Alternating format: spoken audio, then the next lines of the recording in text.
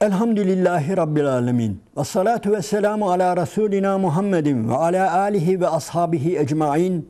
Emma ba'd. Allah'ın selamı, rahmeti, bereketi üzerinize olsun aziz ve muhterem kardeşlerim. Fecr suresi üzerinde sohbet ediyoruz. Bu ikinci sohbetimiz. Birinci sohbetimizde Fecr suresinin ilk 4 yeminini ele almıştık. Allahu Teala'nın fecre yemin ettiğini, vel fecri ve leyalin aşrin, son 10 geceye yemin ettiğini, çifte, teke yemin ettiğini ve bir de geçmekte olan, gitmekte olan geceye yemin ettiği konusunu açıklamaya gayret etmiştik. Sohbetimizi o konu üzerinde yapmıştık ve devam ediyoruz. Buyuruyor ki Allahu Teala Bismillahirrahmanirrahim. Hel fî zâlike kasemül lezî hicr. Bu 4 şeye yemin ettim ya diyor. Gerçekten yemin edilecek şeyler bunlar, öyle değil mi? Yani akıl sahipleri için burada bir yemin var. Yani bu yeminde önemli bir konu var, öyle değil mi diyor. Hel fî zâlike kasemün lezî hicr. Hicr, akıl sahipleri. Aklı olanlar yani bu konulara yapılan yemini ciddiye alır, öyle değil mi? Yani bu 4 şeye yemin etmişsem eğer ben, diyor Allah-u Teala, aklı olanlar bunun üzerinde biraz düşünmelidir. Düşünmeye değer, öyle değil mi buyuruyor. Burada bir konuyu, bir kelimeyi biraz açıklamak istiyorum. Lizi hicr. Hicr, akıl diye tercüme ediyoruz ama aslında akıl değil. Yani doğrudan doğruya akıl değil. Aklın bir özelliği nedir? Hicr aslında yasak koymaktır. Hicr yani bir yere yasak koymaktır. İşte kötülüklere yasak koyma anlamında Allah-u Teala hicr kelimesini burada akıl anlamına alıyor. Mesela Kur'an-ı Kerim'in birçok yerinde Allah-u Teala doğrudan doğruya akıl kelimesini kullanmıyor. Akıl kelimesi Arapça olmasına rağmen onun yerine mesela inne fî zâlike le âyâtin li ulin-nühâ. Akıl sahipleri için burada bir ibret var diyor. Hani akıl li ulin-nühâ. Nühâdan maksat nehi. Yani kötülükleri nehyeden akıl anlamında. Yani aklın bir özelliğini ortaya koyuyor. Burada da Allahu Teala akıl kelimesini hicr kelimesiyle ifade ediyor ve demek ki akıl bazı zararlı şeylerden uzak durmalıdır. Kendisiyle yani akıl sahibiyle kendisi arasına bir perde, bir duvar koymalıdır. Bir takım kötülükler, bir takım yasaklar vardır ki orayı geçmemelidir. Bu aklın gereğidir. Aklın varsa eğer böyle tehlikeli yani mayınlı yerlerde gezmemelisin anlamına gelir hicr kelimesi. Evet. Demek ki bu yeminlerde aklı başında olan insanlar için ibretler vardır diye hem yemin ediyor, sonra yemin hakkında tekrar böyle bir uyarıda bulunuyor ve ondan sonra devam ediyor Sure-i Celile. Bismillahirrahmanirrahim. Elem tera keyfe feale rabbuke bi'ad. Görmedin mi? Baksana, duysana, anlasana, öğrensene. Senin Rabbin Ad kavmine ne yaptı biliyor musunuz? Elem tera keyfe feale rabbuke bi'ad. Ad kavmine, Hud aleyhisselamın kavmine neler yaptı biliyor musun? Şöyle bir baksana, şöyle bir anlasana, görsene, dinlesene diyor. Burada yine gözden kaçırılmaması gereken ufak bir detay var. Keyfe feale rabbuke. Senin Rabbin derken Efendimiz'e sahip çıkıyor. Yani Efendimiz'i yani motive ediyor. Senin Rabbin. Yani Allah-u Teala demiyor. Yani Rab demiyor da Rabbin diyor. Senin Rabbin Ad kavmine, o Hud aleyhisselamın kavmi olan Ad kavmine ne yaptı? Bir baksana buyuruyor. Ve muhterem izleyenlerim, söylediğim gibi Allah-u Teala 4 şeye yemin ediyor ve bu yeminini biraz daha pekiştiriyor ve daha sonra 3 toplumu bizim gözümüzün önüne seriyor. Birinci toplum neymiş? Ad kavmiymiş. Hud aleyhisselamın kavmine Allah-u Teala ne yapmış? Bu dünyada ne yapmış? Ahirette ayrı. Yani ahirette başlarına gelecek, o kafir toplumun başına gelecek belalar ayrı. İrame zâtil imad. Kimmiş bu Ad kavmi? İrame zâtil imad. İrem diye bir şehrin sahibiymiş. İrem şehri diye çok meşhur ve bu şehrin en büyük özelliği de yani bugünün kelimesiyle doğrudan söyleyelim, gökdelenleri olan, acayip binaları olan, yüksek binaları olan o şehir. Yani o şehire ne yaptı? Biliyor musun? Elleti lem yuhlak misluha fil bilad. O civarda böyle bir şehir yoktu diyor. Böyle bir şehir yaratılmamıştı, yoktu diyor. Öylesine güzeldi, öylesine mükemmeldi, öylesine yüksek yüksek binalara sahip bir toplumdu. Ve Rabbin işte onlara ne yaptı diyor. İnşallah geri döneceğiz. Yani bu kelimelere bir daha dönmemiz icap edecek. Öteki kelime, bundan sonraki ayeti kelimeleri açıklarken yani bu İrame zatil aymat, yani yüksek yüksek binaların sebebine yani İnşallah tekrar döneceğiz. Allahu Teala yani bu şehir gerçekten çok mükemmel bir şehirmiş ve burada bu şehrin bir emsali yoktu. Öyle bir şehirdi.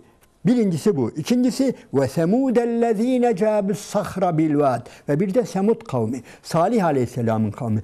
Aziz ve muhterem izleyenlerim, tarihin belirttiğine göre birinci kavim Mekke'den, Medine'den daha güneyde. Yani Yemen taraflarında bir topluluk. Şu ikinci Semud kavmi de bu tarafında, yani bizden taraftan, Mezopotamya tarafında bir kavimdir. Hazreti Salih Aleyhisselam'ın yaşadığı Semud kavmi evet bu tarafta bir kavimdir ve bunların özellikleri de kayalıkları öylesine mükemmelce oymuşlar ki Semud aslında semt kelimesinin anlamı az yağmur alan. Az yağmur alan, yağmurun az yağdığı yer ve bundan dolayı yağmur az yağdığından dolayı kayalar üzerinde oyuklar açıp yani hem kendilerine saraylar, evler, köşkler yapıyorlar. Bu kayalıkları o şekilde oyarak bir de o kayalıkların ön kısmında da yağmuru biriktirmek için madem az yağıyor oralarda sarnıçlar, kayalıklardan sarnıçlar yapıldığı için Semud ismini aldığına dair yani İslam tarihinde bu şekilde rivayet ediliyor. Söylediğimiz gibi bu topluluk da neredeymiş? Biraz daha bu tarafta. Yani Mekke'den, Medine'den, Hicaz'dan bu tarafta Mezopotamya tarafında bir toplulukmuş. Bu topluluğun en büyük özelliği de gerçekten büyük kayalıklarda.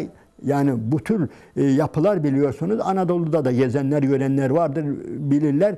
Yani belki çok mükemmel değildir ama yani yine kayalıklardan yararlanılan yerleri görüyoruz. Ve işte en mükemmel bu konuda zirveye ulaşan Semud kavmidir ve Rabbin onlara ne yaptı bir biliyor musun? Başka üçüncü toplulukta ve Firavune zil evtad. Kazıklar sahibi Firavun ona ne yaptı? Muhterem izleyenlerim, bu zil evtad kazık sahibi, kazıklar sahibi olarak anılıyor. Ve bu konuda da birçok rivayet var. Ama bu rivayetlerden yani illa akıl değil de yani mantığa, akla en uygun olanı geliniz şöyle diyelim, alimler de öyle söylüyor. Yani bugün firavunlardan dünyaya yadigar olarak ne kaldı? Kazık. İşte gördüğümüz piramitler. Öyle değil mi? Yani binlerce yıldır yaşayan o dev piramitler. Onlar firavunların eserleridir. Ve firavunların yani aslında hayırla yad edilmesini gerektiren eserleri değil. Aslında firavunların suç unsurları, belgeleri, firavunların suç unsurları, firavunları ele veren, firavunları cehenneme sokacak olan en bariz suç unsurlarından birisi zil evtad, o kazıklar sahibi olmaları. Bazı kişiler rivayetlerinde efendim özür dilerim insanları işte mazlumları kazıklara oturttururlardı, şuydu. Birçok rivayet var da bu rivayet daha ciddidir. Yani yeryüzüne kazıklar yerleştirilmiştir. Zaten Allahu Teala da kendi dağlarını anlatırken hani öyle diyor ya evtad.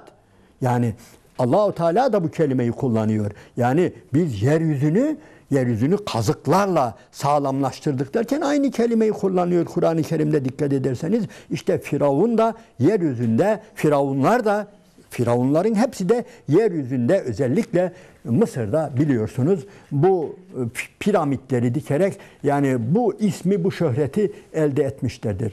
Rabbin işte bu üç topluluğa ne yaptı biliyor musunuz? Peki niye ne yaptı? Bunlar ne yapmış ki Allah onlara ne yapacak? Onu görelim. Ve Firavune zil evtad ellezine dagav fil bilad. İşte onlar kendi memleketlerinde tuğyan ettiler. Aziz ve muhterem izleyenlerim, ilk inen surelere ben dikkat çekiyorum. şöyle bir yanlış yapıyoruz. Nedense Müslümanlar olarak, özellikle tevhidi düşünen Müslümanlar olarak, özellikle tevhid konusunda titiz düşünen Müslümanlar olarak, putlara, putperestlere çok düşman olan, haklı olarak düşmanlık ediyoruz ama biz bazen zannediyoruz ki yeryüzündeki en büyük fitne, en büyük bela, peygamberlerin gelmesine sebep olan tek şey işte putlar. Dikili putlar. İnsanların Allah'ı bırakıp putlara tapması gibi görüyoruz ama öyle değil. Mesele sadece öyle değil. Ya dikkat ederseniz epeyce ilk inen sure okuduk ve bu surelerin içerisinde en çok dikkatimizi çeken şey nedir? Tuğyandır. Tuğyan. Hemen ilk surede başlamıştı. Yani ilk suremiz İkra suresiydi ve orada Bismillahirrahmanirrahim. Kella innel insane le yadgâ. Hayır. Hayır. İnsanoğlu Allah'ın adını anması gerekirken, Allah'ın büyüklüğünü, yaratıcılığını, öğreticiliğini, her şeyini diliyle telaffuz etmesi, kabullenmesi, okuması gerekirken öyle yapmıyor da ne yapıyor? Tuğyan ediyor. Azgınlık yapıyor. Evet. Burada da aynı kelime geldi bakın. Ellezine tagav. Tagav. Tuğyan ettiler. Tağutlaştılar. Taştılar. Yani tağutun, tuğyanın en büyük özelliği günahı sadece kendi şahsında kalması değil, taşması, başkalarının üzerine tuğyan etmesi, taşması. Yani daha açıkçası başkalarını kendisine kul edinmeye çalışması. Tuğyanın en büyük özelliği tağut kelimesi, dikkat edin. Tağut kelimesi buradan geliyor. Tağut nedir? Başkalarını kendisine kul edinmeye çalışan kişiye, kuruluşa, kuruma, bir kişi de olabilir, bir ekip de olabilir, bir ideoloji de olabilir. Biz buna tağut diyoruz. Şeytan da olabilir. Nedir? Yani başkalarını kendisine kul edinmeye çalışan kişi, kurum. Şeytan da böyledir biliyorsunuz. Yani İnşallah yeri geldiğinde açıklayacağız. Malumunuz Allahu Teala Yasin Sure-i Celilesinin hemen 5. sayfasını, evet 5. sayfasında öyle tarif edelim. Bismillahirrahmanirrahim. Elem ahed ileykum ya beni Adem'e ella ta'budu şeytan. Yani kıyamet günü Allahu Teala bütün insanlara, özellikle cehennemi hak eden mücrimlere diyecek ki vemtazül yevme eyyuhel mücrimun. Ayrılın şöyle, sıyrılın, seçilin şöyle bir bakalım. Ey mücrimler dedikten sonra onlara yönelecek. Size ben demedim mi? Sizden ahd-ı misak almadım mı ki? Ey Adem'in çocukları, şeytana ibadet etmeyin diye. Demek ki şeytan kendisine ibadet ettiren tağutlardan birisidir. Hepsi değil, birisidir. Hatta bütün nihayetinde iş oraya da varır. Yani o ayrı bir olay.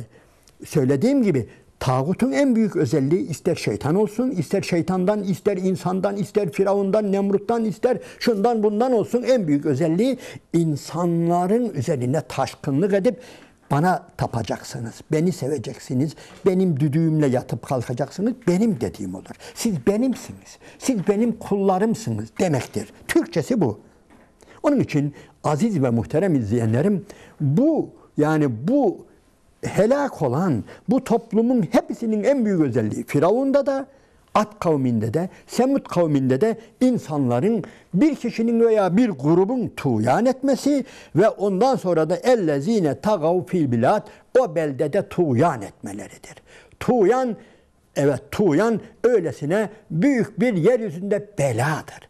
Ve peygamberler de bunun üzerine gönderilmiştir. Tuğyanı önlemek için gönderilmiştir. Tağutların yakasından yapışıp, hayır siz de bizim gibi birer kulsunuz, bizden başka nesiniz siz demek için gönderilmiştir. İnsanları insanlara kul olmaktan önlemek için, bu belayı def etmek için gelmişlerdir. Hem böylece hem Kur'an-ı Azimüşşan'ın iniş sebebini, hem peygamberlerin gönderiliş sebebini, hem de Firavunların niyetini bu şekilde anlamış oluruz. İnşallah Teala kaldığımız yerden sohbetimize, Fecir suresi üzerindeki sohbetimize inşallah kaldığımız yerden devam edeceğiz. Allah'ın selamı, rahmeti, bereketi üzerinize olsun aziz ve muhterem kardeşlerim.